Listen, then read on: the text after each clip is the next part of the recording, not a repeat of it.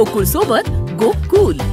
कोल्हापूर जिल्ह्यातील ग्रामीण भागात जत्रा, यात्रा, उरुसामध्ये नृत्याच्या नावाखाली ट्रॉली शो, रोड शो होत आहेत। यामध्ये तोकड्या कपड्यांमध्ये ग्रुप डान्सच्या नावाखाली अर्धनग्न मुली नाचवल्या जातात। अलीकडच्या हुल्लडबाजांनी हे प्रकार घडले आहेत।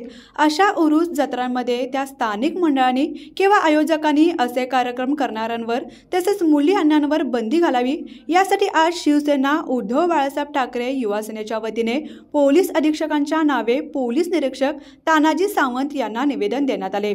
यावेळी युवा सेना जिल्हा प्रमुख मंजित माने म्हणाले, आपल्या कोल्हापूर शहराच्या ग्रामीण परिसरात ज्या पद्धतीने उरूस होतात, यात्रा होतात, याच्या निमित्त काही ठिकाणी ट्रॉली शो, रोड शो होतात।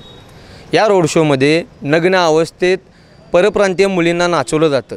फक्त नाचवलं जात नाही तर त्या लोकांच्याकडे बघा अश्लील हावभाव करत असतात आणि त्याच्यावर मध्यधुंद अवस्थेत तरुणाई नाचत असते। खरं तर हा एक ओपन बार आहे की काय असा आम्हाला सगळ्यांना प्रश्न पडला आहे।